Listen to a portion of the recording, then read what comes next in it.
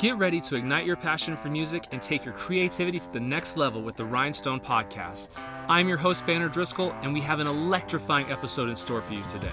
Are you a musician feeling overwhelmed and isolated while trying to master all the business and music skills required to succeed in today's music industry? Don't worry, you don't have to go it alone. Join us as we explore how to build an efficient team and advance to the next level of success on your musical journey. Our special guest today is none other than the talented producer and mixing engineer Stewart Tuttle, who runs the Alter Studios in North Hollywood, California.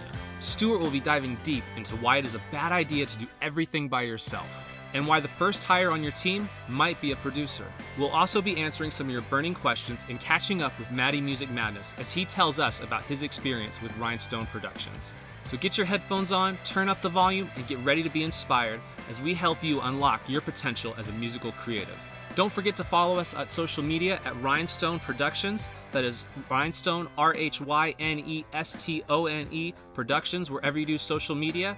Or if you have any comments, feedbacks, or suggestions, feel free to email us at rhynstonemusic@gmail.com. Thank you for listening and enjoy the show. Every day I talk to independent artists, and I see a common theme with about 80% of them. I go and peruse their Spotify, and I see that they've released one song in last year, maybe a song the year before that, one song the year before that, and maybe two during lockdown in 2020. Now, I don't want this to turn into an expose on release strategies or how often to release music, but releasing a song a year in 2023 is not enough to sustain a music career. Even if people were to fall in love with one of your songs, the chance that they will stick around a whole nother year for another song is microscopic. The crazy thing is, when I talk to a lot of these artists, they have all these crazy, ambitious ideas. They have great demos. They have books full of lyrics. They have very ambitious ideas. The creativity is there, but it just doesn't seem to translate into a final product. Why is that? What is going on? Why are artists getting stuck? There can be a lot of specific reasons why a certain artist is getting stuck, but in all honesty, they all kind of fall under the general umbrella of one thing, and that is the anxiety of being overwhelmed. Most of these artists handle everything themselves. Not only are they musicians, but a lot of times they're content creators, they're their own manager, their own booking agent, their own creative director, and a lot of times they run their live shows as a music director as well. Each one of these positions is a full-time job, and musicians everywhere are trying to do all of them at once. And what happens is each one of them becomes a job that doesn't pay until you gain some success. And even when you do gain success, it usually only pays pennies. You could love making music. It could be your favorite thing in the whole world. But after you create the music, there is still a ton of work that needs to be done in order to deliver a final product out into the world. And that is the work that stops so many musicians. It becomes a job. It sucks the fun out of the music making process. And who wants to work on their brand, their album artwork, release strategies, social media links, and the myriad of other things that it takes to be a musician today? Music is supposed to be fun, not a thankless job that doesn't pay. So how do we get around this anxiety? How do we make these jobs better? How do we eliminate the roadblocks and help get your music out into the world? The answer is simple. You're gonna need some help. You can't do it all by yourself. You need a team, and you need to delegate tasks. Now, I know what you're thinking. Banner, I'm not making any money. I'm an independent artist. How can I afford to pay people to put a team together? And that's a very valid concern. I am also an independent artist, and I understand the struggle with money that most independent artists go through. However, I want you to consider two things. First, don't give every task away as soon as possible. You need to build a team, piece by piece, position by position. It's just like running a business. If you give everything away too quickly, you will have a hard time knowing what is going on inside of your business. And more than likely, major mistakes will compound and amplify due to a lack of communication between team members. Second, people want to participate in something that they believe in. The example I would give here is churches. Whatever beliefs you have about religion, put them to the side for a minute and look at this objectively. Every Sunday, people wake up early, go to church, and volunteer for free to help out because they are passionate about what they believe in at that church. People will cook food, they will clean floors, they'll run sound, they will perform music, and do a million other tasks with joy in their hearts and smile on their faces because they believe in the same thing that the church does. For a lot of people, music is a very similar religious experience. So why can't you build that same kind of community? If your music is good enough, people will want to participate and help. So how do you get started asking for help? The first thing you need to do is figure out what tasks need to be delegated. And what I highly recommend is taking the task that you despise the most and outsourcing that first. So let's identify this task together. Grab a pen and paper and make 4 columns. In the first column, we will label it tasks. On the task column, put down all the different tasks you do as a musician, both business and creative. For example, on my task list, I include music making, mixing, mastering, social media management, content creation, booking, shows, creative direction, style, artwork, distribution, merch, and being a music director for live shows. If you have different tasks, feel free to add or substitute as you need. In the second column, we will label it, how much do I enjoy doing this task? Put a number between 1 and 10 for how much you enjoy doing that task. 1 being, I'd rather do my day job than this, and 10 being, I could do this on 2 hours sleep because I love it so much. Put a number down for each task. In the third column, label it, how good am I at this task? Put down a number between 1 and 10.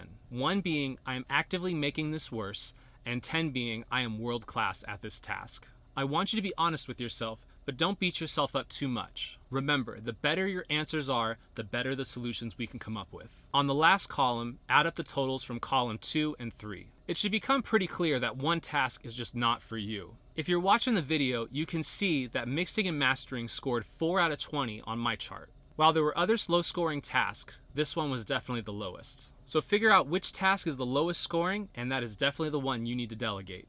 As you grow, learn, and get better, you should do this chart annually, just to check in with yourself and make sure that wherever you have people helping you, they are helping you in the right area. As you develop as an artist, your needs will change, and that means you need to change the people around you. Maybe not necessarily replace them, but put them in the right spot so that they can help you most efficiently. Or now that you've identified a task to delegate, we need to find someone who can help fulfill that task. If you have some fans, that would be the first place I would recommend looking. Ask around and see if they are interested. You will be pleasantly surprised by how many people want to help if you give them a specific task to do.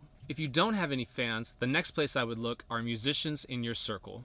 Go back to your list and identify the task that you scored highest on. For me, it's music creation and distribution. And what you will want to do is barter your tasks with another musician. Maybe I find an artist who's really good at mixing and mastering, but they really struggle with getting their music out in the world through distribution. That's a fair trade of skills if you ask me. Not only is this relationship good because you are helping each other out, it makes the music community stronger because both of you are now invested in each other's success. So play to your strengths and help each other out. A couple of things to keep in mind when asking for help from other people. First, don't just go up to someone and ask them to help you with a specific task. You need to build that relationship up before you ask for anything. Make sure you are following them on all social media, engaging with their posts, and messaging them about their interests. If they are a musician, go to their shows, listen to their music. You must build this relationship up for weeks or months before you dare ask for anything. Otherwise, you will come off as a big giant jerk. Second, if they do say yes, treat them with the utmost kindness and respect that you can.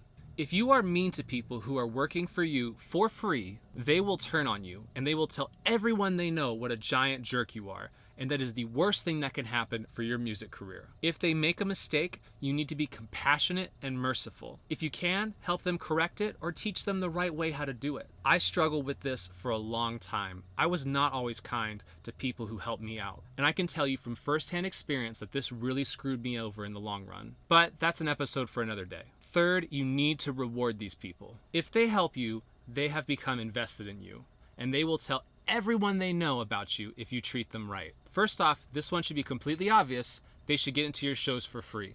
You should be giving them free merch, buying them alcohol or food. You need to keep them happy. They understand going in that there is not a lot of money in being a musician these days. But these rewards will go a long way to strengthening the relationships with your team. If you are not building a team, you are going to struggle to grow. No artist can do it alone. It is too much work, and frankly, you will burn out. Even bringing in one person to help can 5x your creativity because of the stress that they will relieve from your life. You need to remember that music is a communal thing. It is a way that we connect and communicate with each other. And people want to be a part of it. In fact, they crave it. So find out what tasks you need to delegate, find the people who can help, build your team, and I guarantee that you will see a massive improvement on your musical journey. Whatever you do, don't do it alone. Hey everybody, it was just way too hot to do a podcast in the van. The camera was overheating and it was just blazing. I don't know if you guys saw me in those last couple shots, but I was just covered in sweat. So we're taking it out here to our new studio called The Great Outdoors, and we're going to finish this episode right here. We recently caught up with singer-songwriter Matty Music Madness to discuss his experience of making Target Rockstar with Rhynestone Productions. Check out our interview here, and if you're interested in getting a song made with Rhynestone, hit us up at rhynstonemusic@gmail.com. So Matty, tell me about what music making was like before Rhynestone entered the picture. It definitely didn't have as many layers, I think with Rhynestone, you just have so many different layers involved and people that contribute and that have a really good ear for music and just bring something different to it. So it was definitely lacking certain layers for sure. And what kind of layers would those be? Like, give me some examples. Just the fact that you sit down and, you do your own little demo and you kind of get an idea of the layers that you want involved in it and how they sound together. And then when you find someone else that also has an idea about what they want to add to those layers and finding a way to make those two work together and it's a great experience for sure. Putting a song together, it's just a lot of work and it's just daunting. And so I'm really just a simple guy. I just like to just record it into my voice memos and just kind of move on and, play live when I can. But having other people involved and being there every step of the way to make it help, help the song become great, that's something that's really important to have. So I feel very fortunate to have met Banner and hooked up with Rhynestone so I could get an amazing song put together. Yeah, man, and it was a joy to work on. I mean, it was Target Rockstar is just such a fun song, and it has so many layers to it, like you said. And I think what was really fun was seeing it all come together. Just seeing the drums and then the bass and then the guitars, the acoustic guitars. And then I think the best part, though, was when we got to put your vocals on top of it and having this massive sound with the band, but then putting, all these layers of vocals. I mean, we did so many takes on that song. And, at the end of the day, I think it sounds like a Matty Music Madness song. Do you feel that way, about it? Yeah, I mean, definitely. It's like a Matty Music Madness song, times 10,000, just having these other musicians that know what they're doing and, just to be able to send your demo to somebody and then they come back a day later with a great drum track and, when you're able to give notes on those, because I always have an idea of what I want drums to be and even if I try to build it myself or whatnot, digitally, it's never very satisfying, but just the, that first take that we got back was incredible and, having specific notes that were just integrated in the next take, it was just incredible, to be able to trust somebody to make adjustments and make the song better. Can you give us an example of how that happened? Like what was the note you gave and then what was the change that was made?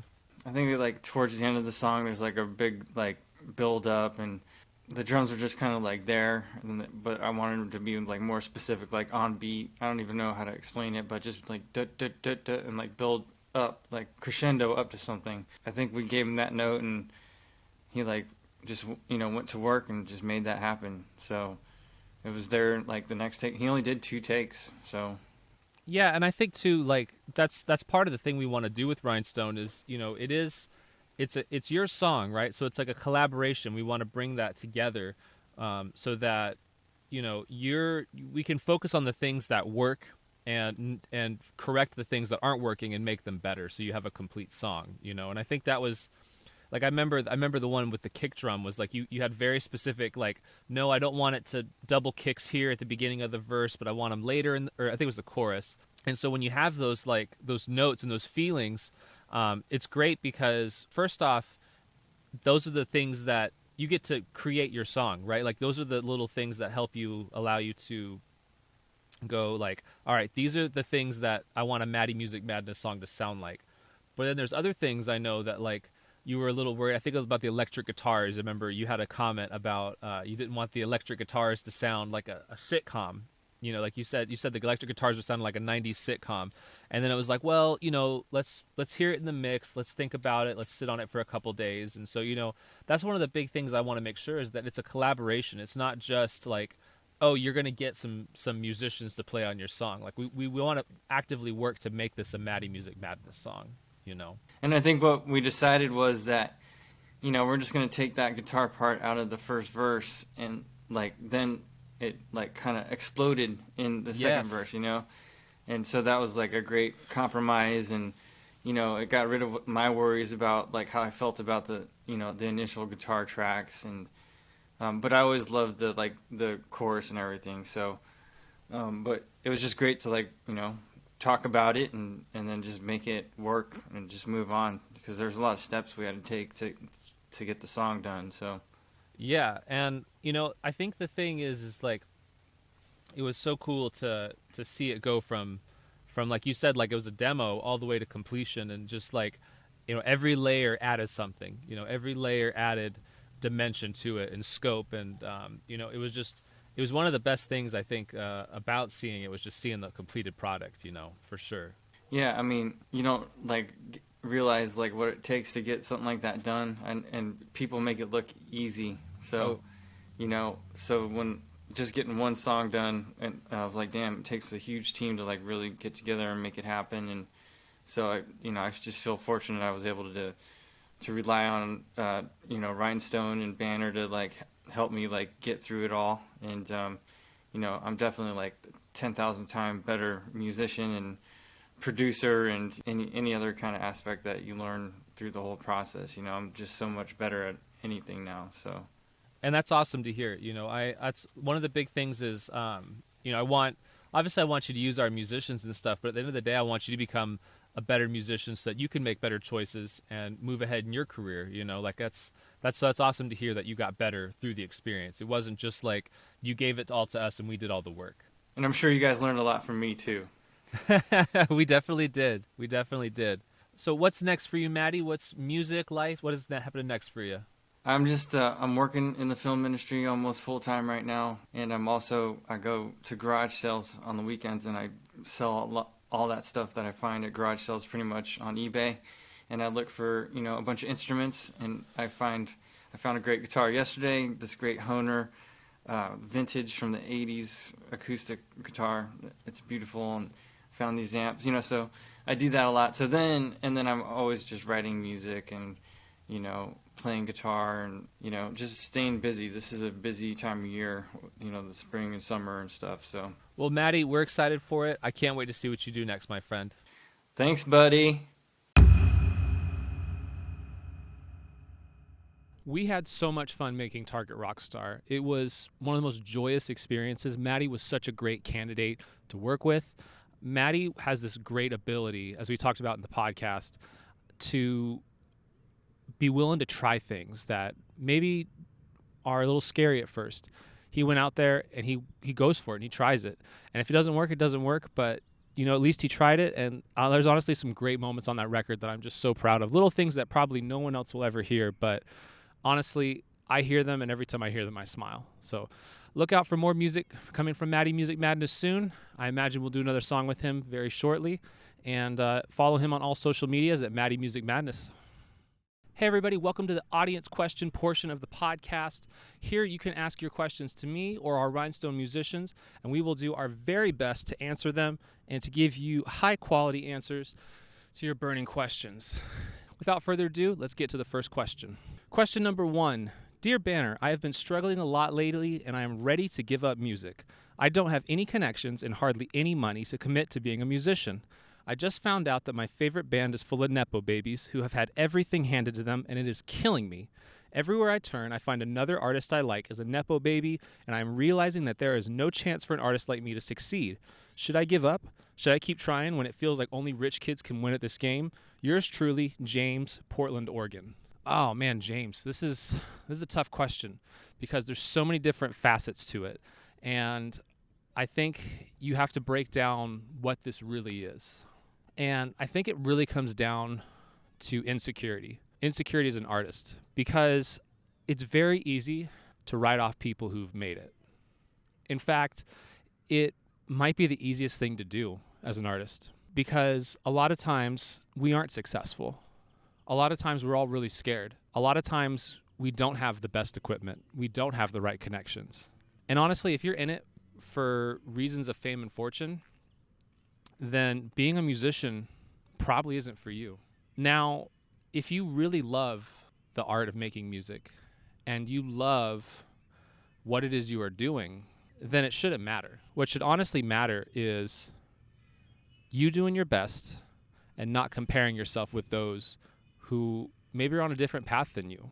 I know it's hard to understand this because it's so easy to just dismiss somebody for having money or having a lot of fame and just chalking it up to money and connections. But at the end of the day, it does take talent. And I know it's easy to do. It's easy to go and say, oh, you know, whoever has millions of streams and, you know, they're touring the world and, you know, they didn't have, when they were struggling, they still had daddy to support them because daddy's a CEO of an oil company or something like that. But they're not on the same journey as you. And while they might have money and connections, there are two things that you have that can put you ahead. And honestly, I think are far more rewarding. The first one of those is time. You have time. You know, a lot of people don't realize how valuable of a resource time is. You can work and cook and make things better and let songs develop and really work to come up with the vision that you have for your music. The second one you have is your creativity.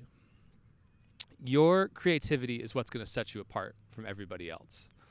Robert Rodriguez has this great book called Rebel Without a Crew, where he made a motion picture out of $7,000 in, I think, 1993 or 1994. It was just unheard of. People thought, when he showed people the movie, he told them, like, hey, I made this for $7,000.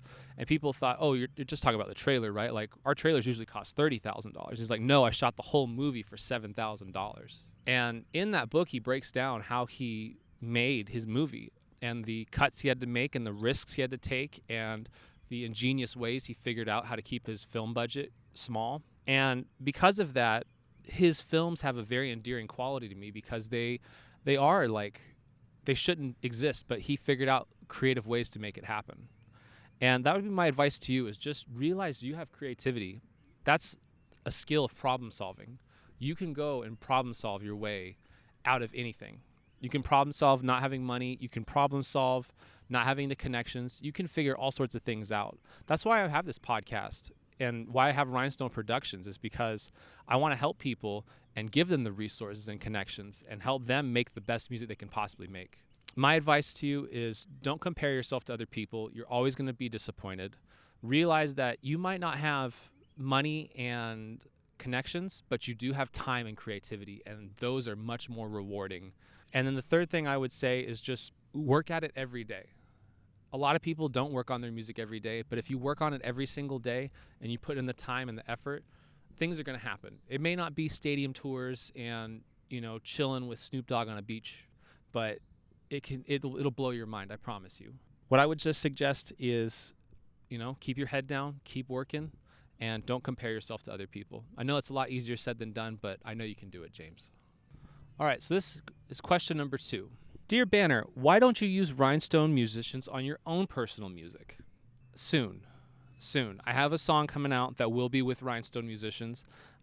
It's kind of been on the back burner a little bit just because I've been just really busy with the podcast and working on other people's songs, but I do have a song coming out with Rhinestone musicians. It's a collaboration with my friend Marco Restrepo, another Atlanta songwriter. Here's the thing. With my own personal music, if you guys know anything about my music, I record everything on 4-track cassette, and I play all the instruments myself. what's kind of great about that is with Rhinestone, we produce really high quality music. Like, you're going to get top of the line drums, top of the line bass, horns, strings, whatever. With my music, it's almost like, because I'm doing the opposite of that, it's an escape. It becomes a hobby because I'm not worried about making the highest quality recording. I'm much more concerned about the ethos of the song and the attitude and the performance. And that's, the way I like it. I like having them separated. I do plan to make one more album on the cassette, and then I think I will transition slowly into doing a bunch of songs with Rhinestone musicians, because obviously they're just so good, and who wouldn't if you had a team like that around you? But that's why I haven't fully done it yet. A song will come out hopefully by the summer, maybe end of summer. So yeah, I try to keep my music and Rhinestone separate, because if I tangle my personal stuff with my business, I think I would lose my shit, for lack of a better term. And that's just it's just my personal choice. But yeah, eventually I think I will move all my music to Rhinestone musicians. It just, for time's sake, it's just easier to hand it off to them and let them do it. Hey everybody, thank you so much for your questions. As always, you can email us at rhinestonemusic@gmail.com to get your questions answered. That is Rhinestone, RHYNESTONE, music@gmail.com. Just put the keyword audience question in, and we would love to answer your question on our show. It brings me so much joy to help people out and give them solutions to their problems. And honestly, I don't think there's anything better than that. Oh, man, guys, I am so excited to announce our next guest. Stewart Tuttle is one of the smartest people I know in the music industry. He has been running a recording studio for a long time now. He is such a good mixing and mastering engineer. He consistently blows my mind with what he's able to come up with. He's also a fantastic guitar player, plays in the band Hassan and the Unseen, and is a graduate of Musicians Institute in Hollywood, California, and frankly is just one of the nicest people. He gives so much good information on his TikTok, and I've collaborated with Stewart a couple times now, and he is one of the most happy, let's figure it out, let's make it work, let's make something great together people I can think of. For this episode, the topic is don't do it alone, build a team. And, Stewart is just one of those people that I'm super happy to have on my team, because all the things I've said before, he's just really good guy, really works his ass off, makes great music constantly, and just has just such a good, hardworking spirit. So without further ado, this is our interview with Stewart Tuttle. Check it out. Let me know what you think. So hi everybody, welcome to the Rhynestone Podcast. My name is Banner Driskell. At Rhynestone we have one goal, and that is to power musical creatives to make the best music that they possibly can. And today I'm joined by one of my absolute favorite people in the music game, my good friend Stewart Tuttle. Stewart Tuttle is a musician, engineer, producer, and guitarist based in Hollywood, California. He runs his own studio, The Altar, where he works with all different types of artists from hip-hop to indie rock. He is a graduate of Musicians Institute and plays guitar in the rock band Hassan and the Unseen. He also has a loyal TikTok following dedicated to producing, engineering, and his classical guitar studies. Stewart, welcome to the Rhynestone Podcast. How are you, my friend? I'm doing great. I appreciate that intro. That was awesome. Yeah, man, we got to make sure you feel good when you come on here, For sure. So, Stewart, today's episode is about not doing everything by yourself. So many musicians out there, they do everything by themselves. And you know what I see? I see when people do that, I see they release one song a year. They might release 2 songs a year, but never any more than that. And I think a big part of that is there's just so many different elements to music that's so overwhelming and encompassing that each one is kind of like a separate art form. There's an art form to playing the music, there's an art form to recording it, and there's an art form to mixing it, there's an art form to mastering it. And I wanted to know what your thoughts are on why people should not do music all by themselves. It's funny that you brought me here to talk about this particular subject, because I will admit I am a person that tends to want to do everything myself, and it's really, really, really hard for me to kind of bring other people in.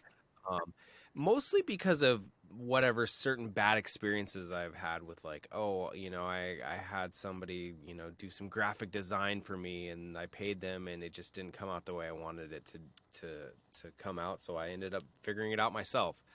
And so now I know a little bit about Photoshop, and so I can go do some Photoshop when I need to, and come out, bang some stuff out, like graphic design wise or whatever like that.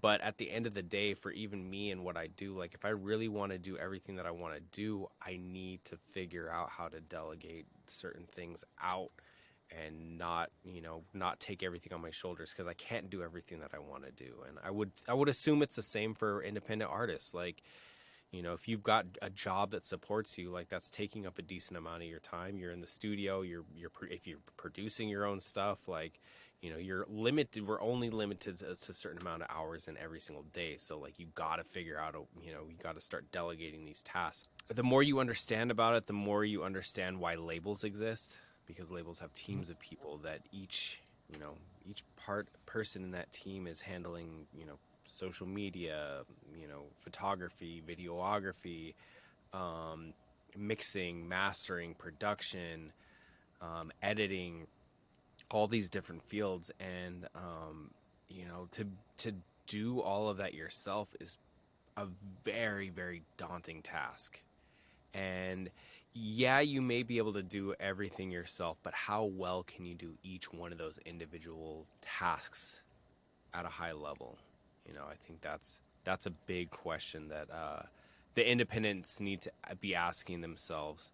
What's the thing that you're least qualified to do? And sometimes with people, people, it's hard to say like, I'm bad at this, or I'm not as good at this as other things. But like, really, really take a really good look at yourself and kind of answer that question.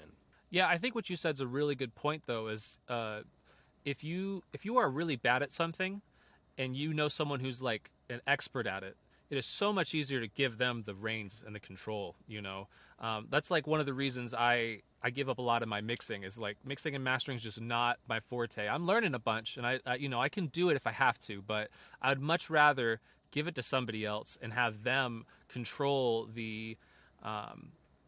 They have so many skills. It's not only they can do it better than me, but a lot of times they can do it quicker than me.